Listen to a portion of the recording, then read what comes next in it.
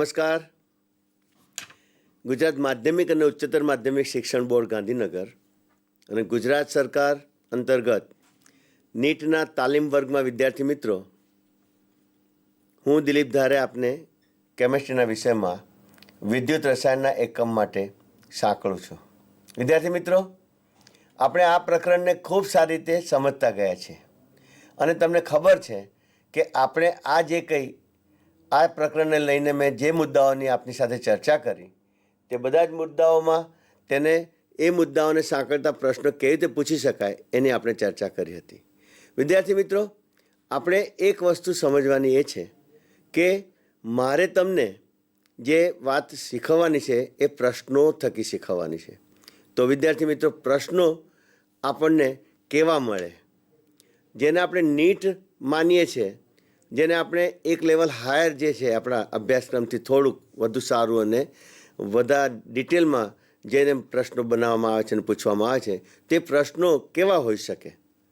કેટલાક પ્રશ્નોની ચર્ચા ગત એપિસોડમાં આપણે કરી હતી અને કેટલાક પ્રશ્નો હું તમારી સામે અત્યારે લઈને આવું છું અને તે પ્રમાણે હું તમારી સાથે પ્રશ્નો પણ મૂકીશ, તેનો સરળ ઉકેલ પણ આપીશ અને તમને તેમાં સમજવામાં અને શીખવામાં મજા પણ આવશે.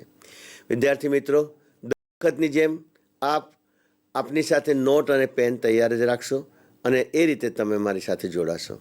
તો ટેલિટોપ ઉપર વિદ્યાર્થી મિત્રો મેં તમારી સામે પ્રશ્નો મૂક્યા છે, તે જુઓ. તો પહેલો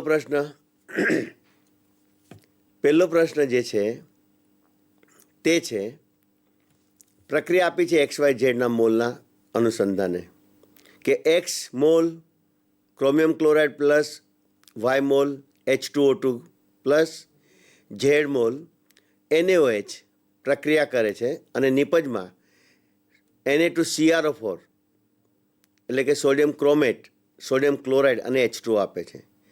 આ રેડોક્સ પ્રક્રિયા જે સંતુલિત છે તેમાં સંતુલિત રેડોક્સ પ્રક્રિયામાં જે તત્વયોગમિતીય અંકો X, Y અને Z જે છે તેનો કુલ સરવાળો કેટલો થાય? પ્રશ્ન X પ્લસ Y પ્લસ ઝેડનો સરવાળો પૂછ્યો છે. ઘણી વખતે આ તત્વયોગમિતીય જે છે અંકો તેઓ અનુક્રમે કયા હશે તે વિશે પણ પ્રશ્ન આપણે પૂછતા હોઈએ છીએ. વિદ્યાર્થી મિત્રો, આ જે પ્રક્રિયા છે, પહેલું કામ તો તમને આપેલી પ્રક્રિયા એને રેડોક્સ જે છે તેને સંતુલિત કરવાનો તમને ખ્યાલ હોવો જોઈએ. તો twice CrCl3 plus YH2O plus ZNaOH આ જે પ્રક્રિયા છે તે આ રીતે સંતુલિત થશે. પ્રક્રિયા તમારી સામે છે જ, મેં મહાવરા માટે મને સરળ પડે એટલે મને દેખાય રીતે મૂકી છે. તો અહીંયા CrCl3 plus H2O2 plus NaOH નિપજમાં સોડિયમ ક્રોમેટ છે. અહીંયા તમને ખ્યાલ હશે કે ઓક્સિડેશન આખું +3 મૂકું Clનો -1 ગણીને તો એ તમને સમજાય છે. અહીંયા આગળ 4 દુ 8 ઓછા 2 એટલે ક્રોમેટ આયન જે બને એમાં +6 જે છે ઓક્સિજન એ પણ તમને સમજાય છે. હવે આ પ્રક્રિયાની અંદર આપણે જો જોઈએ તો એ પ્રક્રિયાની બેલેન્સ કરેલી પ્રક્રિયા તમને હું જો દર્શાવું તો આ સામે તમારી સાથે બેલેન્સ પ્રક્રિયા છે. Twice CrCl3 plus 3H2O2 plus 10 NaOH gives twice Na2CrO4 plus 6 NaCl plus H2O. આ થયા તત્વયોગમિતીય અંકો સંતુલિત પ્રક્રિયામાં. તમારે આ પ્રક્રિયાને આ રીતે તમારે લાવવી હોય તો અહીંયા આગળ હું તમને એને પ્રેક્ટિસમાં દર્શાવું કે આપણો ક્રોમિયમ +3 થી +6 થયો. તમે સમજી શકો છો કે 3 એકમનો વધારો થયો. આ જે પેરોક્સાઇડનો O2 અણુ છે એ જ્યારે H2Oમાં ફેરવાશે, નિપજ H2O બને છે, -2માં ફેરવાશે, કુલ 2 ઓનું 2 ઓક્સાઇડ 2 માં રૂપાંતરણ થયું પેરોક્સાઇડમાંથી. તો વિદ્યાર્થી મિત્રો, કુલ ઓક્સિજન આંકનો ઘટાડો જે છે એ 2 એકમનો થયો. 1 ને 2 વડે ગુણ્યા તો -2માંથી આ -4 થયા. 2 એકમનો ઘટાડો થયો. એટલે અહીંયા 3 એકમ વધારો થાય છે. પેરોક્સાઇડમાંથી ઓક્સાઇડ બને તો તેના 1 મોલ દીઠ 2 એકમનો જે ઘટાડો થાય છે, વધારા ઘટાડા સરખા કરો તો આને આપણે 2 ગુણીશું ને આ 2 વાળાને આપણે 3 ગુણીશું. તો હવે પ્રક્રિયા હું ફરી લખી, ટ્વાઇસ CrCl3, આને મારે તરત જ ગુણવાના છે 3 વડે, 3H2O2 પ્લસ એની વચ્ચે આપણે પછી બેલેન્સ કરીશું, ગીવ્સ આપણને સોડિયમ તો ક્રોમેટ રૂપે જ મળે છે પણ એ 2 મોલ મળશે પ્લસ 3H2O. હવે આ જે પ્રક્રિયા થઈ એમાં ક્લોરાઇડ આયન જે 6 મોલ છે એ સોડિયમ ક્લોરાઇડ બનાવશે નિપજમાં. એટલે હવે સોડિયમ આયનના સંખ્યાનો કુલ સરવાળો તમે જુઓ તો અહીંયા 6 મોલ અને 2 × 4 મોલ એટલે કુલ 10 મોલ સોડિયમ આયન જે જોઈએ તે મેં અહીંયા મૂકી દીધા. આ રીતે તમારી પ્રક્રિયા બેલેન્સ જે થઈ એના તત્વયોગમિતીય અંકો જે છે 2, 3 અને 10 જે એક્સ, વાય અને ઝેડ છે અનુક્રમે. તમને પૂછ્યું છે આ ત્રણેયના તત્વયોગમિતીય અંકો જે છે તેનો સરવાળો, તો 2, 3 અને 10નો સરવાળો તમને મળે છે 15. તો આ રીતે પ્રશ્નની સંરચના કરવામાં આવે છે. તો આપણો જે પ્રશ્ન છે તે આપણે જોઈ શકો છો કે એ પ્રશ્નમાં તમને જે પૂછ્યું છે કે આ ત્રણેય એક્સ, વાય અને ઝેડ જે તત્વયોગમિતીય અંકો છે તે ત્રણેયનો સરવાળો કેટલો થાય, તો આપણે જોઈ ગયા કે તે 15 થાય છે. આ રીતે જવાબ આપણે મેળવી શકીએ. બીજો પ્રશ્ન જોઈએ. દરેક પ્રશ્નમાં કંઈક નવીનતા હશે. પ્રકરણ ભલે આનો આ જ એકમ આપણે જોઈ રહ્યા છીએ, આપણે તો વિદ્યુત રસાયણ જ જોઈ રહ્યા છે, પણ પ્રશ્ન તમારી સામે કયો આવે છે, તેમાં શું તમે તેમાં કયા મુદ્દાને સમજો છો અને પૂછ્યું છે તે શીખી લો. ચલો જુઓ તો, કઈ ધાતુ દ્વારા સિલ્વર ધનાયનનું સિલ્વરમાં રિડક્શન થઈ શકે પરંતુ Al3+ આયનનું Alમાં રિડક્શન થઈ શકે નહીં? વિદ્યાર્થી મિત્રો, પ્રશ્ન કેટલો સરસ છે કે સિલ્વરનું રિડક્શન થાય પણ સિલ્વર આયનનું રિડક્શન થાય પણ Al3+ આયનનું રિડક્શન ન થાય. તો તમને હવે આનો જવાબ કઈ રીતે મળે? વિદ્યાર્થી મિત્રો, આવી વસ્તુનો જવાબ મેળવવો હોય તો આપણે, તમને જો ખ્યાલ હોય તો મેં ગત એપિસોડમાં કેટલાક આયનો એનો મેં તમારી સાથે કેટલાક તત્વોની સક્રિયતાની શ્રેણી વિશે મેં ચર્ચા કરી હતી અને એ શ્રેણી તમને જો તમે ભૂલ્યા ના હો તો યાદ કરો, કેસો એ જી આલે હા કોશિગો. તત્વોની સક્રિયતાની શ્રેણીમાં શું આપ્યું તું મેં? કેસો એ જી આલે હા કોશિગો. તો અહીંયા આ હું જે શ્રેણી તમારી સામે મેં વાત કરી તો હું લખી દઉં, calcium, sodium, aluminium, zinc, iron, lead, hydrogen, copper, silver, gold. મેં આ તત્વોની શ્રેણી લખી દીધી. તમને પ્રશ્ન 2 મૂક્યા છે. એજી ધનાયનનું રિડક્શન કરી શકે પરંતુ Al3+નું રિડક્શન ન કરી શકે તે ધાતુ કઈ? રિડક્શન કરતા તરીકે જે ધાતુનો ઉપયોગ કરીને આપણે પ્રક્રિયા કરાવવા માંગીએ છીએ ને, આ રિડક્શન આનું ના થઈ શકે, આનું થાય તેવી ધાતુ કઈ? તો એલ્યુમિનિયમ આટલે છે આપણી શ્રેણીમાં, એજી આટલે છે. એનો અર્થ જે ધનાયન એજીનું રિડક્શન કરશે તેનું સ્થાન આ શ્રેણીમાં ડાબી બાજુએ હશે અને જેના દ્વારા રિડક્શન ન થઈ શકે તેનું સ્થાન એલ્યુમિનિયમની જમણી બાજુ હશે. એટલે આપણી પાસે આ નાનું શું લિસ્ટ જે છે ને એને જોવાનું છે. આમાંની ઝીંક હોય કે આયર્ન હોય કે લેડ હોય કે કોપર, આમાંની કોઈ પણ ધાતુ જો રિડક્શન કરતા તરીકે લઈએ ને તે અવશ્ય ઝીંક અને એજી આયનનું રિડક્શન કરીને સિલ્વર આપશે, પણ તેમના દ્વારા તેમના કરતાં વધુ ઓક્સિજન પોટેન્શિયલ ધરાવતી એલ્યુમિનિયમ ધાતુ જે છે તેના ધનાયનનું રિડક્શન તેઓ કરી શકે નહીં. તો આપણો જવાબ આપણે મેચિંગ કરીએ કે કઈ ધાતુઓ છે. જુઓ તો વિદ્યાર્થી મિત્રો, આ જે 4 ધાતુ આપી છે, કેલ્શિયમ, મેગ્નેશિયમ, સોડિયમ અને ઝીંક, તે આ 3 ધાતુ કેલ્શિયમ અને સોડિયમ તો આ દેખાય જ છે તમને, અને મેગ્નેશિયમ આની વચ્ચે આવશે આમ, કેસો પછી મેગ્નેશિયમ 2.37 છે એનો ઓક્સિજન પોટેન્શિયલ, સોડિયમનો 2.71 છે અને કેલ્શિયમનો 2.79 છે. તો આ ચડતો ક્રમ છે. પણ આ 3 તો એલ્યુમિનિયમની પણ ડાબી બાજુ છે, એટલે આ 3 એ એલ્યુમિનિયમનું આયનનું રિડક્શન કરે. એલ્યુમિનિયમનું ધનાયનનું રિડક્શન કરે તો સિલ્વરનું પણ આ તત્વો કરી શકે. પણ પ્રશ્ન એ છે કે આનું રિડક્શન થાય અને આમાં એલ્યુમિનિયમ આયનનું રિડક્શન ન થાય તો તે ધાતુ કઈ, તો આપણે આમાંથી શોધવાની, અને એ પૈકીની અહીંયા ઝીંક તમને આપેલી છે.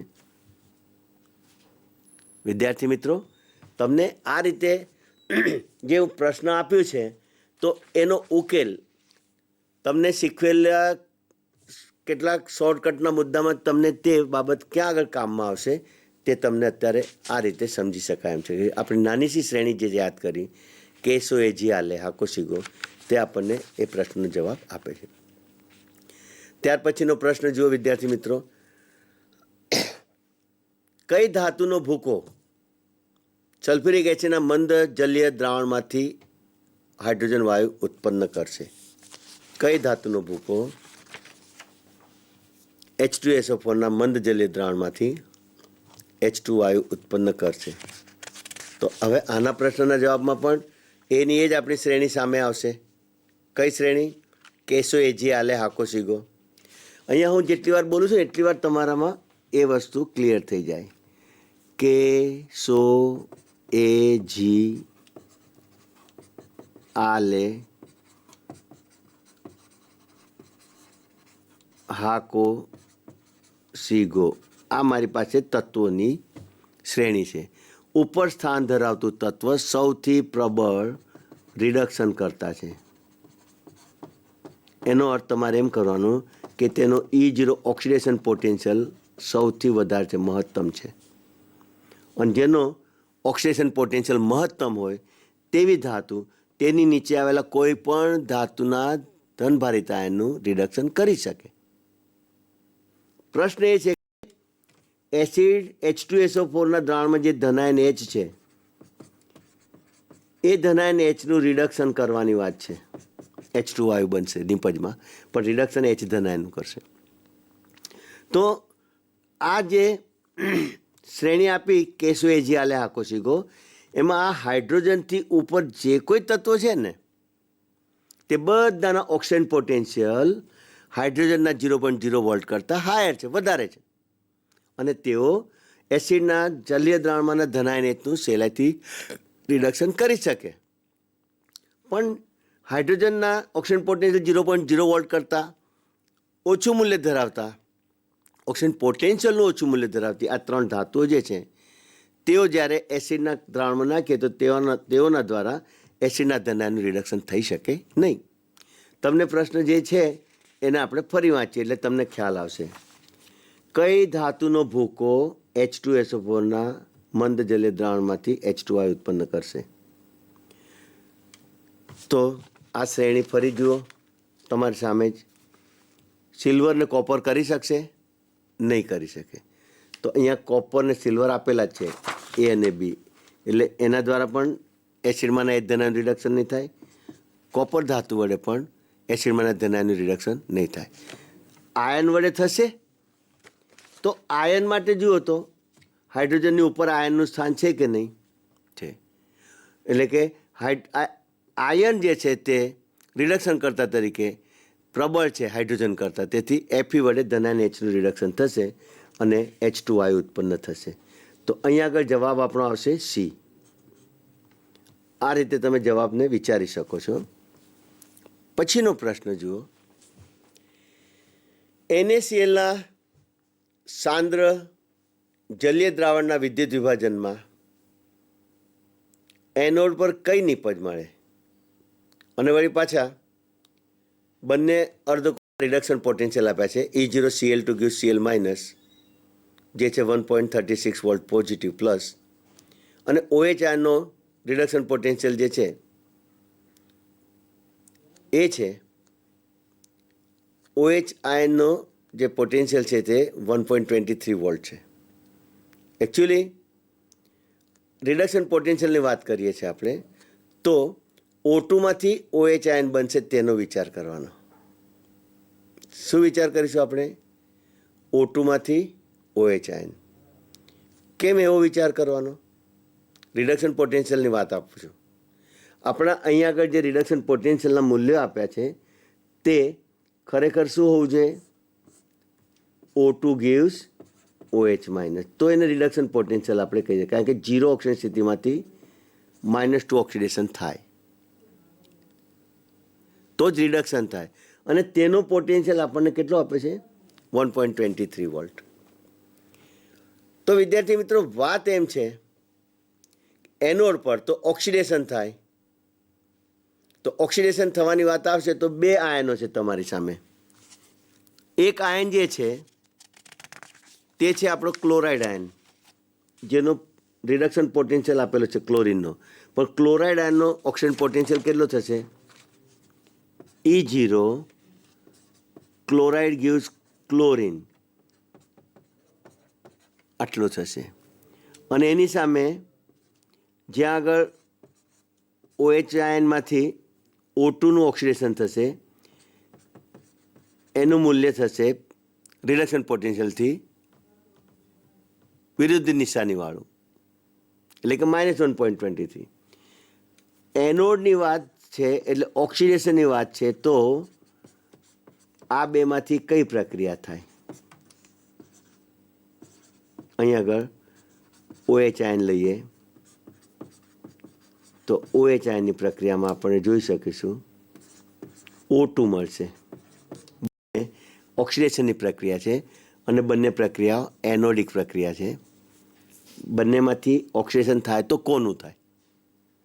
જેના ઓક્સિડેશન પોટેન્શિયલનું મૂલ્ય વધારે તેનું થાય. આ બેમાં વધારે કોનું? તો કે OH આયનના ઓક્સિડેશનનું.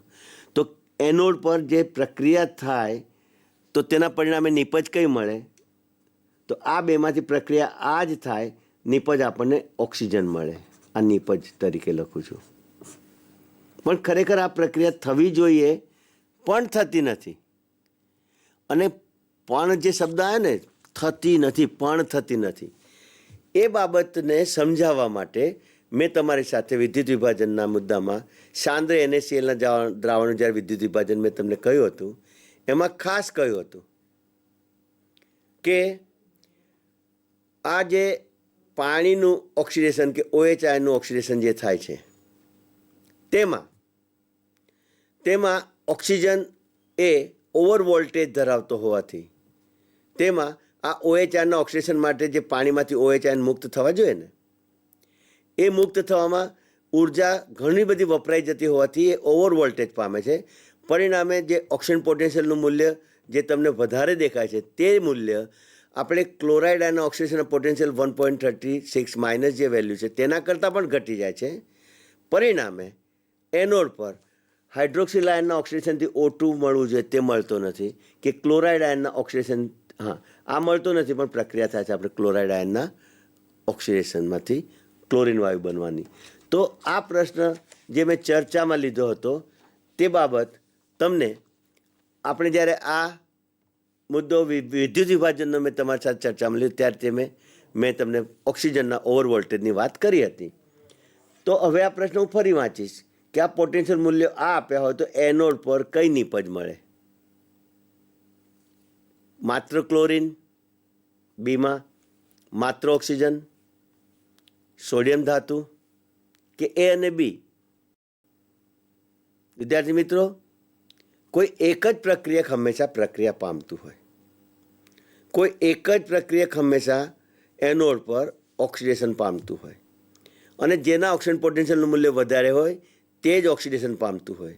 અહીંયા ઓક્સિજન મેળવવાની જે પ્રક્રિયા છે OH આયનના ઓક્સિડેશનથી તેનો પોટેન્શિયલ ભલે વધારે છે, પણ ઓવર વોલ્ટેજના કારણે તેનું ઓક્સિજન પોટેન્શિયલનું મૂલ્ય પ્રાયોગિક રીતે જોઈએ તો ક્લોરાઇડ આયનના ઓક્સિડેશન કરતાં પણ ઘટી જાય છે.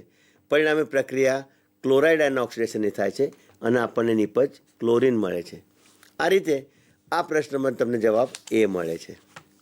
તમને આ 3 કે 4 પ્રશ્નો જે તમારી સામે મૂક્યા હતા એ તમને સારી રીતે સમજાઈ શક્યા છે. બીજા એક પ્રશ્નો તમારી સામે મેં અહીંયા હું ટેલિટોપ પર રજૂ કરું છું, અને આ પ્રશ્નને પણ તમારે જવાબ આપવાનો છે. જો તો બળતણ કોષમાં કેથોડ પર કઈ પ્રક્રિયા આપી છે? O2 plus twice H2O 4 electron gives 4OH minus.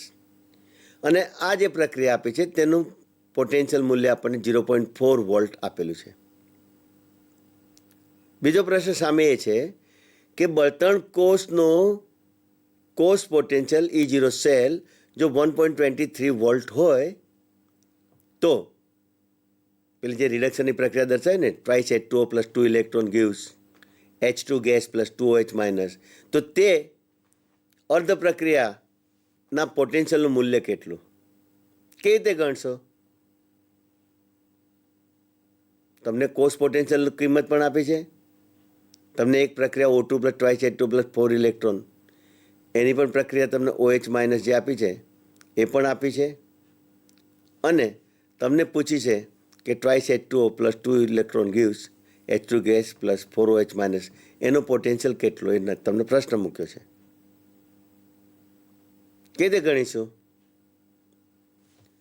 વિદ્યાર્થી મિત્રો, કોષ પોટેન્શિયલની ગણતરી માટે સૂત્ર વારંવાર ના બદલાય, નક્કી જ છે. જુઓ તો કોષ પોટેન્શિયલ બરાબર શું? તો કે E0 reduction cathode minus E0 reduction anode. આ સૂત્ર છે. આપણને આ કોષનો પોટેન્શિયલ આપી દીધો છે 1.23 વોલ્ટ. બળતણ કોષમાં આપણને એક અર્ધ પ્રક્રિયા જે રિડક્શનની મેં આપી તેનો પણ પોટેન્શિયલ આપેલો છે. તો રિડક્શન હંમેશા કેથોડ પર થાય, કેથોડની પ્રક્રિયા આપી દીધી છે તો એનું મૂલ્ય 0.4 વોલ્ટ છે એ મારે લખી દેવાનું જે આપી છે તે. માઇનસ, હવે હું માઇનસ શું કરીશ તો કે રિડક્શન પોટેન્શિયલ ઓફ એનોડ, આપણે આ રિડક્શન પોટેન્શિયલનું મૂલ્ય આપેલું નથી એ શોધવાનું છે. તો E0 reduction potential of anode, તો આને આ સાઈડ લઈ આવો એટલે ધન થઈ જાય. E0 reduction of anode is equal to સૂત્ર શું મળશે? આ પોટેન્શિયલ વેલ્યુ છે એમાંથી બાદ કરી નાખો એટલે 0.83 વોલ્ટ આપણને જે એનોડ પર છે તેના રિડક્શનના પોટેન્શિયલનું મૂલ્ય મળ્યું. આપણે આ જવાબ આપણે આપેલા પ્રશ્નમાં ચકાસીએ. જો આ રહ્યું, આ ધન મૂલ્ય છે એટલે આપણે ધનને ચકાસીને જવાબ મૂકવાનો. ઋણ આપેલો છે ગૂંચવાડો કરવા માટે, પણ એ નહીં જોવાનું. તો તમને કોષ પોટેન્શિયલ આપ્યો અને બીજા અર્ધ કોષનો પોટેન્શિયલ એકનો આપે છે અને બીજાનો શોધવાનો છે, તો તે આપણે આ રીતે શોધી શકીએ. તમારી સામે બીજો પ્રશ્ન હાજર થઈ ગયો. Next, Mg2 plus gives Mg, એના રિડક્શન પોટેન્શિયલ મૂલ્ય જે છે -2.36 volt. Aluminium 3 plus gives aluminium, એના રિડક્શન પોટેન્શિયલનું મૂલ્ય છે -1.66 વોલ્ટ. સિલ્વરના રિડક્શન પોટેન્શિયલનું મૂલ્ય 0.8 વોલ્ટ અને કોપર આયનના પણ રિડક્શનનું પોટેન્શિયલ મૂલ્ય આપેલું છે 0.34 વોલ્ટ.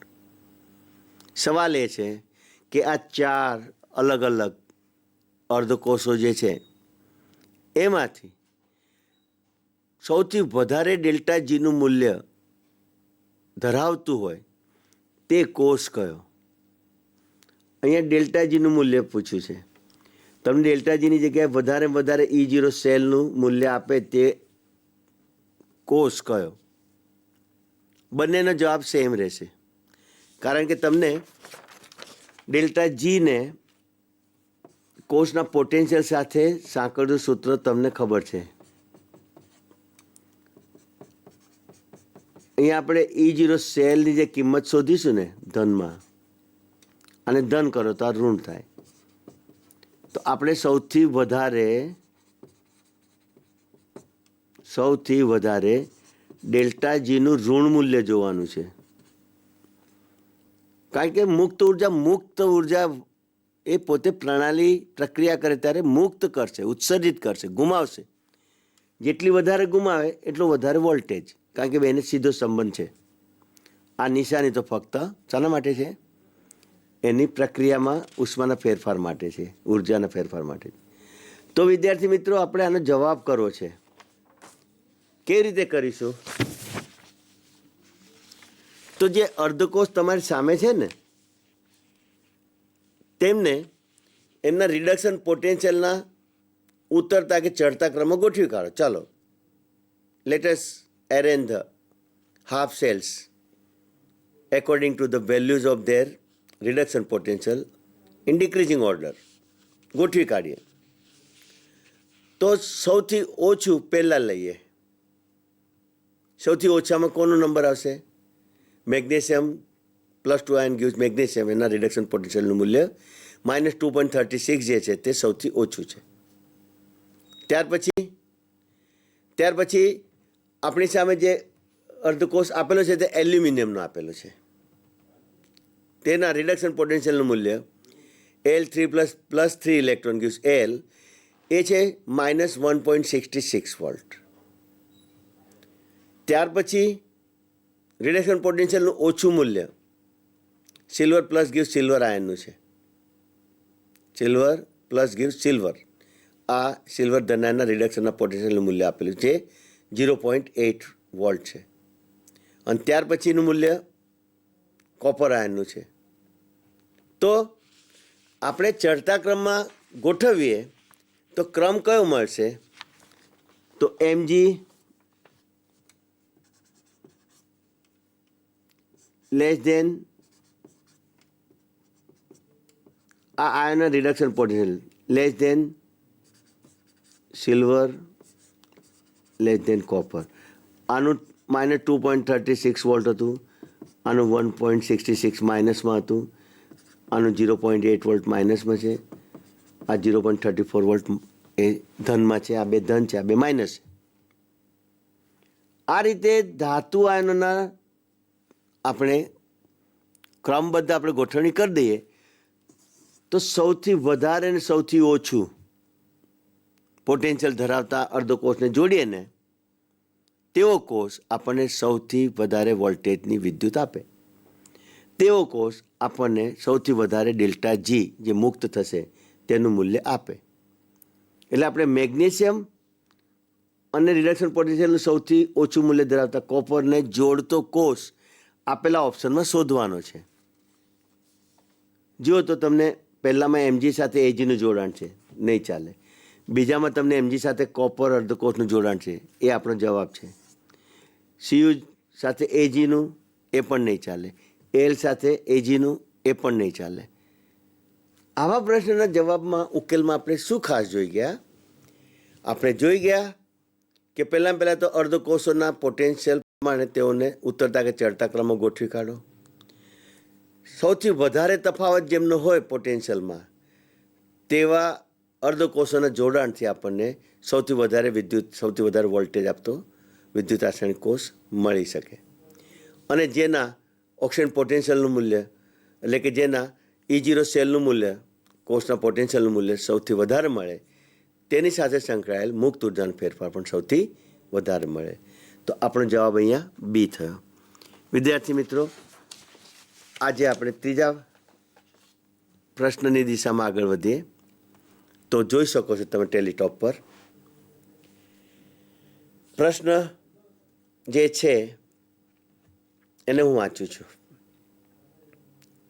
298 કેલ્વિન તાપમાને કોષ કેડમિયમ gives cadmium 2+ 0.25 મોલ. ક્ષાર સેતુ Ag+ gives Ag+ 0.5 molar gives Ag. આ કોષના કોષ પોટેન્શિયલનું મૂલ્ય 1.20 વોલ્ટ છે. જો આ કોષનું તાપમાન 30 ડિગ્રી સેલ્સિયસ વધારવામાં આવે તો કોષનો ઈ સેલ કેટલો થાય? ફેરફાર શું કરીએ છીએ? તાપમાનમાં વધારો કરીએ છીએ. કેટલા ડિગ્રી સેલ્સિયસનો વધારો કરીએ છીએ? 30 ડિગ્રી સેલ્સિયસનો. તો નવું તાપમાન શું બને? 298 + 30 એટલે થશે 320 કેલ્વિન. તો 320 કેલ્વિન તાપમાને નીચેનામાંથી કયો જવાબ આવશે? તો તમે ઓપ્શન જુઓ. 1.20 જે કોષ પોટેન્શિયલ છે તેને 298 ગુણ્યા હું એમાં 30 ઉમેરું 298માં તો કેટલું મૂલ્ય આવે? 328 આવશે. તો અહીંયા આગળ મારે થોડોક સુધારા કરવો પડે ને, 303ની જગ્યાએ 328 લખીશું. 328. હવે ઓપ્શન તમે સરખાવજો. આ કોષ વોલ્ટેજને આ ગુણોત્તર વડે ગુણું એટલો વોલ્ટેજ મળે, કે જે કોષ વોલ્ટેજ છે એટલો ને એટલો છે એટલો મળે, કે આ કોષ વોલ્ટેજનો હું ઉપર જે ગુણોત્તર છે એનાથી વિપરીત છે 2 એટલે કે 328 ડિવાઇડેડ બાય 298 કરું તો મળે, અથવા તો આ કોષ વોલ્ટેજમાં 0.059 ગુણ્યા ટેમ્પરેચરનો જે ગુણોત્તર છે 328 માઇનસ ડિવાઇડેડ બાય 298 એ બેના ગુણોત્તર ગુણ્યા 0.059 કરવાથી મળે. શું જવાબ આવશે? શું જવાબ આવશે વિદ્યાર્થી મિત્રો? યાદ રાખો કે કોષનું તાપમાન બદલાય કે વધે કે ઘટે તો બંને અર્ધ પ્રક્રિયાના વેગ ઉપર સમાન અસર થાય છે. સમાન અસરમાં પ્રક્રિયા વેગ વધે કે ઘટે, તાપમાન વધે તો વધે જ, તાપમાન ઘટે તો ઘટે, પણ આ જે ફેરફાર થાય એ બંને અર્ધ પ્રક્રિયાઓ પર સમાન અસર થાય. પરિણામે કોષનું જે પ્રમાણિત પોટેન્શિયલ હોય છે, જે મૂળભૂત પોટેન્શિયલ છે, તે તાપમાનના ફેરફારની અસરથી બદલાશે નહીં. આપણો જવાબ બી થશે. ત્યાર પછી નાના સાદા પ્રશ્નો એ જુઓ તમે કે કોપર સલ્ફેટના વાદળી દ્રાવણનું વિદ્યુત વિભાજન કરતાં લાંબા સમયે વાદળી રંગ દૂર થાય છે. આ દ્રાવણમાં શું હશે? CuSO4ના વાદળી દ્રાવણનું વિદ્યુત વિભાજન કરતાં લાંબા સમયે દ્રાવણનો વાદળી રંગ દૂર થાય છે. તો દ્રાવણમાં શું હશે? એટલે કે જે વિદ્યુત વિભાજનનું દ્રાવણ કોપર સલ્ફેટ તરીકે લીધું હતું, પણ એક આયન પ્રક્રિયા પામ્યો કેથોડ પર, કોપર આયનમાંથી રિડક્શન બાદ કોપર ધાતુ બનતું ગયો.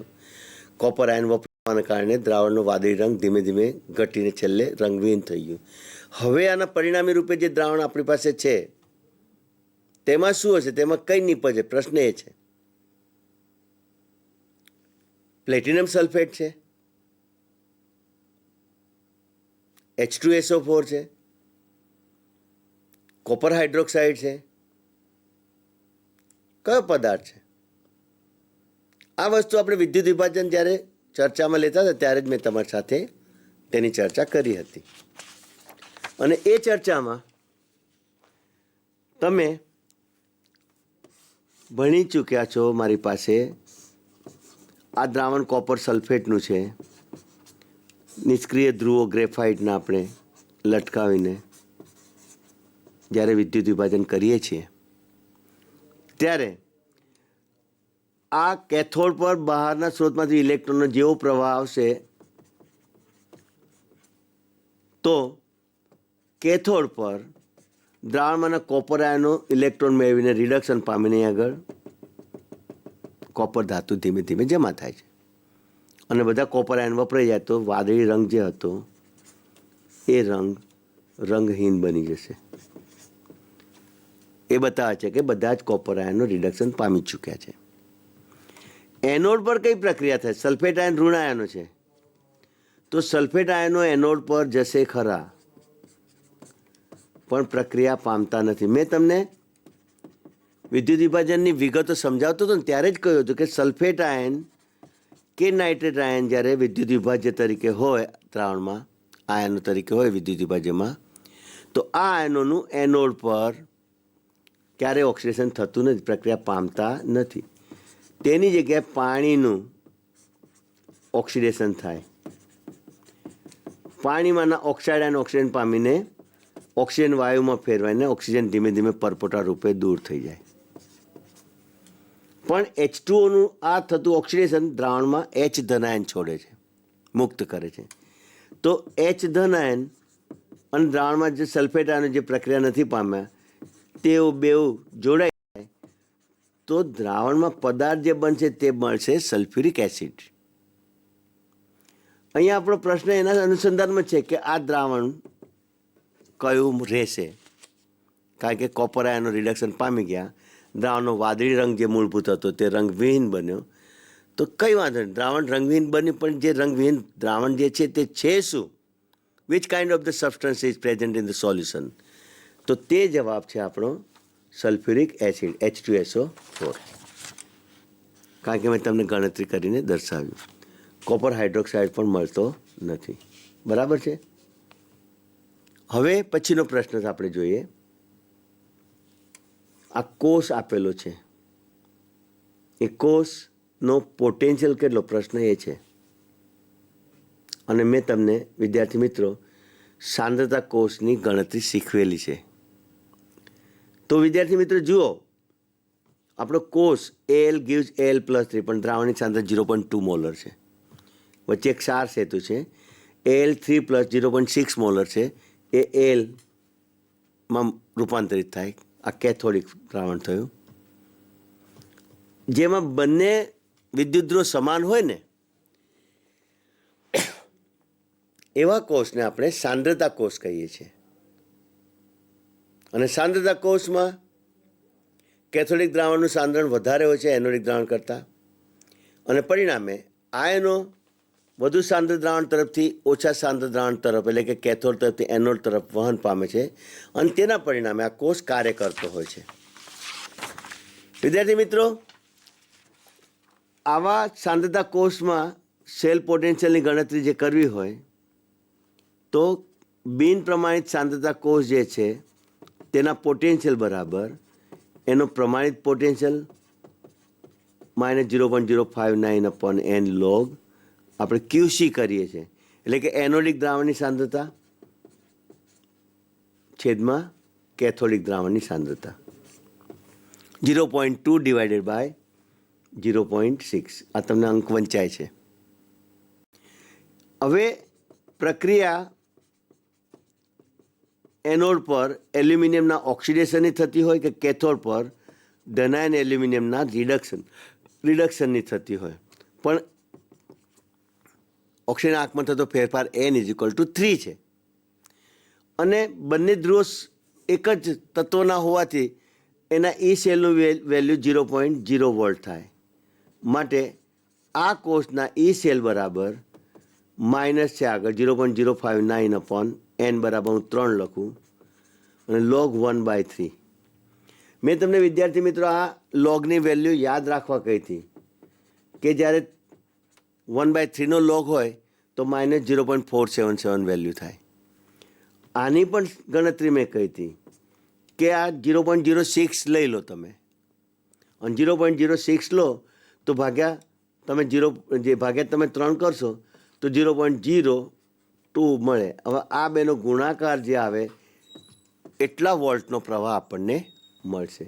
ગુણી કાઢો. આ 47 દુ ગણો 94. હવે 94માં દશાંશ ચિહ્ન કાપો તમે, કેટલા થશે? 1 2 3 ને 4, 1 2 3 ને 4, કુલ આટલા થશે. આપણે જવાબ શોધવાનો છે આપણા એમાં કે આપણો જવાબ ક્યાં મેચ થાય છે. તો વિદ્યાર્થી મિત્રો આ એક્ઝેક્ટ જવાબ છે, આ આપણો આશરે પડતો જવાબ છે. હવે તમે જે આ રીતે ગણતરી કરીને, કઈ ગણતરી કરી તો કે 0.059 ને તમે 3 ભાગો એટલે 0.0959 ને 6 ગણી લો તો 0.06 ભાગ્યા 3 એટલે 0.02 થયા. અને આનો લોગ તમને મોડે જ છે. હવે આ સીધો ગુણાકાર આટલો થાય. એ જવાબ આપણે આપણા ઓપ્શનમાં શોધવાનો છે. આ રહ્યો. આ રીતે તમે તમારા જવાબને ઓછા સમયમાં સારી રીતે ચકાસી શકો અને પોતે વિશ્વાસપૂર્વક એનો જવાબ આપી શકો.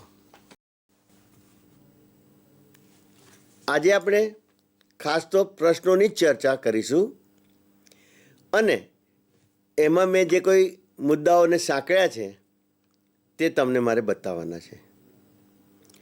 એટલા માટે આપણે અહીંયા જોઈશું કે આ બીજા હું પ્રશ્નો જે તમારી સામે લાવું એમાં પણ કોઈને કોઈ કન્સેપ્ટ એક યા બીજી રીતે આવે છે. તમે એક વસ્તુનું માર્કિંગ કર્યું વિદ્યાર્થી મિત્રો કે જ્યારે આપણે આ પ્રશ્નો હું તમારી સમક્ષ રજૂ કરું છું ત્યારે આ પ્રશ્નોમાં એક પ્રશ્ન પછી બીજો પ્રશ્ન બદલાય કે તરત એની અંદર જે વસ્તુનું તમારા પાસેથી અમે તમારી નોલેજમાં તમારા જ્ઞાનને અમે ચકાસવા માંગીએ છીએ તો તે કન્સેપ્ટ કંઈ જુદો જ લઈને આવે છે. તો આપણે બધા જ એંગલથી આપણે પ્રશ્નોને સમજવાના છે. એનામાં કોઈ એક પેટર્ન જ આવે એવું હોતું નથી. પ્રશ્ન એટલા માટે તમે જોઈ શકો છો કે દરેક વર્ષે તમારા સામે નીટના પ્રશ્નપત્રો આવ્યા છે એના પ્રશ્નો અલગ અલગ મળે છે. પ્રશ્નો અલગ અલગ મળે, એકની એક વસ્તુને જુદી રીતે પૂછીએ એટલે એ પ્રશ્ન બદલાઈ જાય. અહીંયા ટેલિટોપ પર હું તમને બીજા બે એક પ્રશ્નોની ચર્ચા કરીશું. જુઓ તો બે ધાતુઓના પોટેન્શિયલ તમને આપ્યા છે. રિડક્શન પોટેન્શિયલ છે Al3+ gives Al, એનો રિડક્શન પોટેન્શિયલ -1.66 વોલ્ટ છે અને ફેરિક આયનનો પણ પોટેન્શિયલ આપે છે Fe3+ gives Fe અને એનું મૂલ્ય છે 0.04 વોલ્ટ. હવે પ્રશ્ન છે કે પ્રબળ રિડક્શન કરતા કયો? પ્રબળ રિડક્શન કરતા કયો? પ્રબળતાથી રિડક્શન કોણ પામશે એ નથી પૂછ્યું. રિડક્શન પોટેન્શિયલના મૂલ્યો એ જે તે આયનની રિડક્શન પામવાની ક્ષમતા દર્શાવે છે. તો કહો મને તમે Al3+ અને Fe3+ આ બે આયનોમાં પ્રબળતાથી રિડક્શન કોનું થશે? તો વિદ્યાર્થી મિત્રો Fe3+ આયનનું રિડક્શન Al3+ આયનની સાપેક્ષમાં પ્રબળતા થશે કારણ કે તેનો રિડક્શન પોટેન્શિયલ વધારે છે. તો જે પ્રબળ હોય ને એની નીપજ જે રિડક્શન કરતા તરીકે વર્તવાની છે, જે રિડક્શન પામનાર પ્રબળ છે તેની નીપજ તેની ધાતુ એટલી જ નિર્બળ રિડક્શન કરતા. જેટલી પ્રબળતાથી આયન રિડક્શન પામે છે તેટલી જ તેની નીપજ તેની ધાતુ નિર્બળ રિડક્શન કરતા અને જેટલી નિર્બળ રિડક્શન પામવાની ક્ષમતા ધાતુ આયનની તેટલો જ પ્રબળ તેની ધાતુનું રિડક્શન કરતા તરીકેની પ્રબળતાનો ક્રમ. તો વિદ્યાર્થી મિત્રો પ્રશ્ન રિડક્શન કરતા તરીકે પ્રબળ કયો તે છે અને જ્યારે રિડક્શન કરતા તરીકે પ્રબળ કયો છે તે નક્કી કરવું હોય ને તો રિડક્શન જે કરી શકે તે સ્પેસીસ જોવાની. એલ્યુમિનિયમ ધાતુ અને Fe ધાતુ આ બે સ્પેસીસ જોવાની અને આ બે ઘટકોને તમારે ચકાસવાનું છે. તો આપેલા પોટેન્શિયલ રિડક્શન પોટેન્શિયલ છે પણ Al ધાતુ માટે મારે ઓક્સિજન પોટેન્શિયલ પૂછવું હોય તો તેનું મૂલ્ય થાય Al gives Al3+, પણ આ મૂલ્ય જે છે 1.66 એ હવે બદલાઈને +1.66 થશે અને આ Fe3માંથી Fe બનવાની જે રિડક્શન પોટેન્શિયલની કિંમત આપી છે તે Feમાંથી Fe+3 બનવાના ઓક્સિજન પોટેન્શિયલનું ઋણ મૂલ્ય બનશે. તો હવે આ બે મૂલ્યોને તમે ધાતુઓના રિડક્શન કરતા માટે જે ઓક્સિજન પોટેન્શિયલ જે છે તેના મૂલ્ય સાથે મૂકો તો એનો ઓક્સિજન પોટેન્શિયલ કેટલો થશે?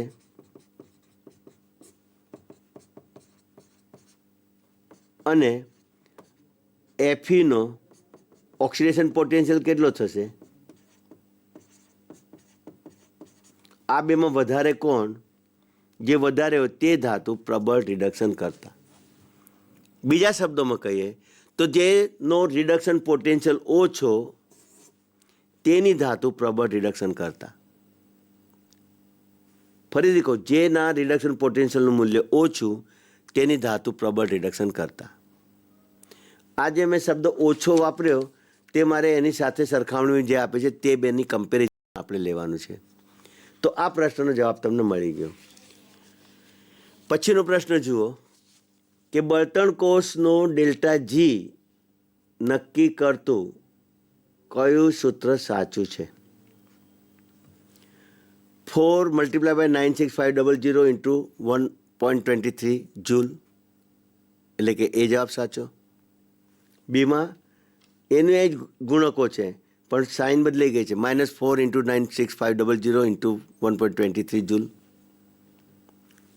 ત્રીજામાં -96500 ઇન્ટુ 1.23 ડિવાઇડેડ બાય 4 જૂલ.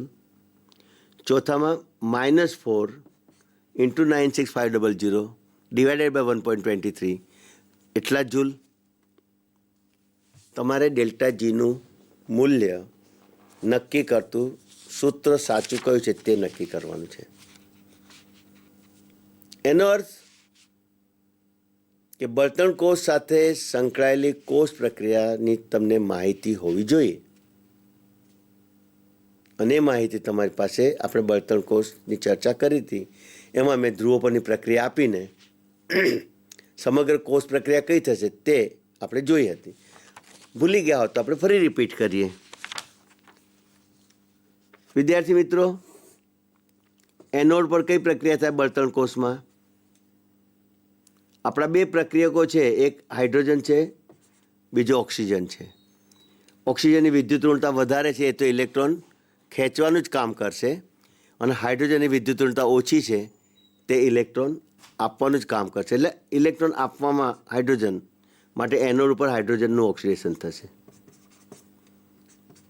અહીંયા આગળ આ જે બે અણુ હાઇડ્રોજન જ્યારે 4 ઇલેક્ટ્રોન ગુમાવશે તો એ પરમાણુઓ ઇલેક્ટ્રોન ગુમાવ્યા પછી ધનભારિત આયન એચમાં રૂપાંતરિત થતાં આપણે 4 ધન આયન એચ મળશે. તેઓ આપણા વિદ્યુત વિભાજ્યના દ્રાવણમાં જે 4 મોલ OH આયનો છે ને તેની સાથે સંયોજને પાણીમાં ફેરવાઈ જશે, એટલે કે એનોડની પ્રક્રિયા આ થશે. કેથોડ પર આપણે ઓક્સિજન વાયુ દાખલ કરીએ છીએ. અણુ ઓક્સિજનમાં 2 પરમાણુ O જે છે દરેક O પરમાણુ નિપજમાં ઓક્સાઇડ આયનમાં ફેરવાય તો અણુમાં કુલ 2 પરમાણુ છે ને તેમાંથી 2 ઓક્સાઇડ આયન O2 - 2 મોલ મેળવવા હોય તો આ 4 ઇલેક્ટ્રોન જે મુક્ત થાય એ આ ઓક્સિજનના અણુના પરમાણુ મેળવશે. તેની પ્રક્રિયા આ રીતે H2O સાથે થતાં આપણને દ્રાવણમાં OH આયનો આપે છે. આ બે પ્રક્રિયાઓનો સરવાળો કરીએ તો આપણને બળતણ કોષની કોષ પ્રક્રિયા મળે. અને કોષ પ્રક્રિયા કઈ થશે? Twice H2 gas plus O2 gas gives twice H2O. પ્રક્રિયા આ થઈ. તમારે શું કરવું પડશે કે પ્રક્રિયક જે છે અહીંયા ઓક્સિડેશન આંક 0 છે પણ 4 ધનાયન H બન્યા +4 થયો. અહીંયા ઓક્સિજનનો ઓક્સિડેશન આંક 0 છે પણ કુલ 2 ઓક્સાઇડ આયન બન્યા. એટલે કે ઓક્સિજન આંકમાં વધારો કે ઓક્સિજન આંકમાં ઘટાડો, જેને આપણે N કહીએ છીએ, તે જો તમને આવડી ગયું નક્કી કરતા N = 4 થયું તો ડેલ્ટા જીનું મૂલ્ય સીધું જ છે -NFE0 સેલ. તો માઇનસ એ સૂત્રથી આવેલો છે. F N બરાબર હું 4 મૂકું છું. F એ ફેરાડે અચળાંક છે કુલમમાં 96500 કુલમ, અને કોષનો પોટેન્શિયલ આપેલો જ હતો. એટલે કે આપણો ડેલ્ટા જી જે છે તે કેટલો મળશે? -4 ઇન્ટુ 96500 ઇન્ટુ 1.23, એટલે કે આપણી પાસે જવાબ બી આ રહ્યો એ મળશે. તો આ રીતે તમે પ્રશ્ન, તમે આખું બળતણ કોષ શીખી ગયા, તમે એની સાથેની ધ્રુવો પરની પ્રક્રિયા શીખી ગયા, કોષ પ્રક્રિયા શીખી ગયા. અરે મિત્રો, મેં તમને હાઇડ્રોજનને તો છોડી દો, બીજા અલગ અલગ જે હાઇડ્રોકાર્બન છે, જેઓ દહનશીલ વાયુઓ છે, જેઓ દહન પામીને ઉષ્મા ઉત્પન્ન કરે, એવી ઉષ્માને વિદ્યુતમાં ફેરવતા બળતણ કોષ છે. તો એવા કોષ માટેની મેં જે તમારી સાથે ચર્ચા કરી તો એમાં મેં તમને ગણતરી પણ શીખવી હતી. પણ પ્રશ્ન કોઈ પણ એંગલથી તમને પૂછવામાં આવતો હોય છે. તો આ રીતે આપણે વિદ્યાર્થી મિત્રો કેટલાક પ્રશ્નોની મેં ચર્ચા કરી તમારી સાથે. તમને ખૂબ મજા પડી હશે કારણ કે દરેક પ્રશ્ન સાથે કોઈને કોઈ સિદ્ધાંત સંકળાયેલો છે. તમે કયો સિદ્ધાંત ત્યાં આગળ ઉપયોગ કરો છો અને જવાબ નક્કી કરો છો તે મુખ્ય બાબત છે. તો આજે થોડા ઘણા પ્રશ્નોની ચર્ચા કરી. ત્યારબાદ આપણે હવે પછીના એપિસોડમાં વિદ્યુત વિભાજનની જે વિગતો બાકી રહી છે તેને આપણે ચોક્કસથી જોઈશું અને ત્યાર પછી આપણે તે મુદ્દો પૂર્ણ કરીને ફેરાડેના વિદ્યુત વિભાજનના નિયમો પણ જોઈશું. તેના ઉપર કયા પ્રકારના દાખલાઓ એક્ઝામ્પલ્સ તમને MCQ રૂપે પૂછવામાં આવે છે તેના થોડા ઘણા પ્રશ્નોની મહાવરો લઈશું. તો આજે આપ મારી સાથે જોડાયા, આનંદથી જોડાયા, કંઈક શીખ્યા છો. નીટ માટે બેઠા છીએ એટલે વિદ્યાર્થી મિત્રો હંમેશા તમને અવનવા પ્રશ્નો હંમેશા મળશે. હું જેમ તમને નવા પ્રશ્નો આપું છું, મારા સાથી મિત્રો પણ કેમેસ્ટ્રીની અંદર તમને સારી રીતે સપોર્ટ કરશે. તો તમે ક્યારેય આપણા આ બાયસેક દ્વારા અને ગુજરાત સરકાર દ્વારા નીટના પ્રશિક્ષણના જે વર્ગો તમારી સમક્ષ ટીવી ઉપર ટેલિકાસ્ટ કરે છે તેને એટેન્ડ કરવાનું ચૂકશો નહીં. મારી સાથે જોડાયેલા રહેજો. તેવી રીતે તમે મારી સાથે જોડાઓ, મારા મિત્રો સાથે પણ જોડાયેલા રહેજો. Thank you very much. Thank you બાયસેક. વંદે Gujarat, the great Gujarat. Enjoy.